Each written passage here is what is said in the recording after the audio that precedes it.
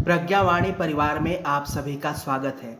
आइए इस वीडियो के माध्यम से जानते हैं कि भगत सिंह के बलिदान के बाद पंडित श्रीराम और उनकी सेना ने अंग्रेजों का किस तरह से विरोध किया। दिसंबर 1930 में भगत सिंह को फांसी की सजा हुई। उन पर लाहौर में पुलिस अधिकारी सॉन्डर्स की हत्या करने और असेंबली में बम फेंकने का आरोप लगा था। उनकी फांसी ने देश में सचमुच नया जीवन फूंक दिया। हड़तालों, जुलूसों, विरोध प्रदर्शनों और सभाओं का तांता लग गया। बच्चे, जवान, बूढ़े, सभी उम्र के लोगों के मुंह पर भगत सिंह का नाम चढ़ गया। सन 1931 का वर्ष शुरू होने तक जन उत्साह का ज्वार इस तरह उछाले भरने लगा कि मुक्त क्रांतिकारी 4-6 महीने में ही अपना लक्ष्य प्राप्त होने की आशा करने लगे। देश भर में व्याप्त इस वातावरण का असर आवलखेड़ा में भी दिखाई देता था। वहां की गतिविधियों का नेतृत्व श्रीराम कर रहे थे। प्रदर्शनों की भरमार और सरकार विरोधी भावना को जोर पकड़ते देख सरकार ने दमन का रास्ता अपनाया। आए दिन निषेधाज्ञा लगा दी जाती, जिसमें 5 से ज़्यादा लोगों के इकट्ठा होने और हथियार लेकर चलने पर प्रतिबंध लग जाता। पूरे देश में दमन का यह एक ही तरीका अपनाया गया। लोग फिर भी नहीं थमते तो बड़े कदम उठाए जाते, लेकिन निषेधाज्ञा स्वाभाविक हो चली थी। स्थिति थोड़ी भी असहज होती तो वह लागू कर दी जाती। यह तेजी 1.5-2 महीने के भीतर ही आई थी। नरमपंथी आंदोलनकारी भी मानने लगे थे कि भगत सिंह के आत्म बलिदान का प्रभाव है। 14 अप्रैल को श्रीराम आगरा पहुंचे। उस दिन बेलनगंज में सभा होनी थी। यह तय था कि पुलिस सभा नहीं होने देगी। फिर भी नवयुवकों ने एकत्रित होने की ठानी और सभा विफल करने के इंतजाम को चुनौती मानते हुए एक प्रयत्न और करने की ठानी। इस संकल्प के साथ श्रीराम अपने सहयोगी नाथू, गोपी और रामसरन आदि को लेकर आगरा पहुंचे। बेलनगंज चौराहे पर सभा होनी थी। सुबह 6 बजे से ही वहां पुलिस बल तैनात हो गया था। आने जाने वालों की तलाशी लेता, 2 लोगों से ज़्यादा को उस दिशा में आगे नहीं बढ़ने देता। सभा नहीं हो सकती, यह जानकर भी लोग पहुंच रहे थे। 3-3 के जत्थों में सुबह 8 बजे से ही कई दल पहुंचे। वे सभी पकड़ लिए गए। श्रीराम और उनके साथी आयोजन स्थल से काफ़ी दूर पहले ही अलग अलग हो गए। यह तय किया गया कि एक एक कर जाएंगे और सभी सभा स्थल पर मिलेंगे।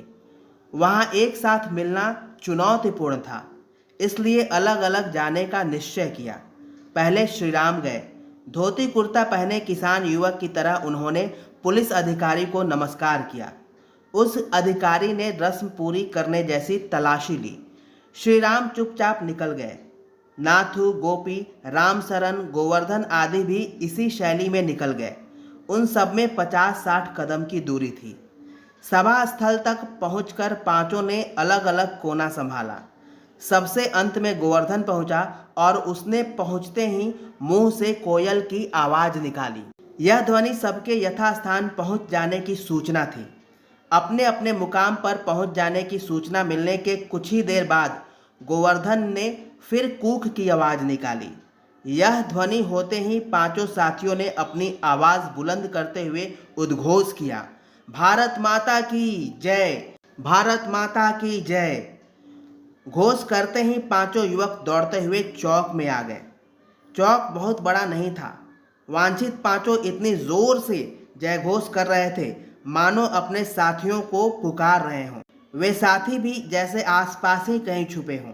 भारत माता की जय और शहीद भगत सिंह जिंदाबाद के नारे लगाते दौड़ रहे इन युवकों को देखकर पुलिस बल स्तब्ध रह गया।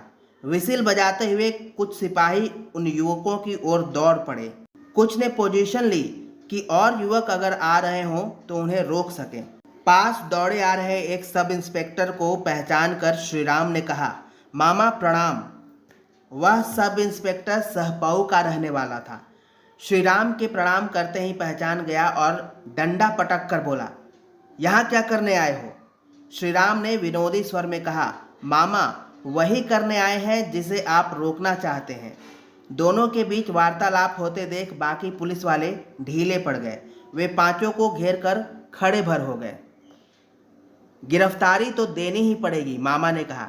इस बार जवाब गोपी ने दिया।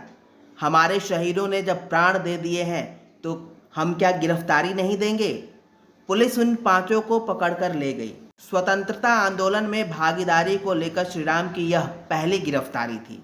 उन्हें केंद्रीय जेल में रखा गया। उन पर मुकदमा तो नहीं चला, न ही कोई अभियोग पत्र दिया गया।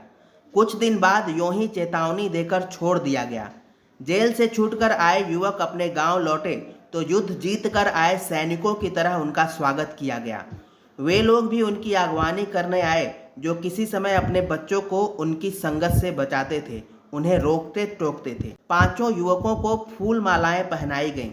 ताई जी ने सबको तिलक लगाया और बलैया ली। दोस्तों, अगर आपको ये वीडियो अच्छा लगा तो इसको लाखों लोगों तक पहुंचाएं ताकि ये पता चल सके कि पंडित श्रीराम शर्मा आचार्य हमारे परम पूज्य गुरुदेव ने किस तरह आज़ादी की लड़ाई में अपनी भूमिका निभाई।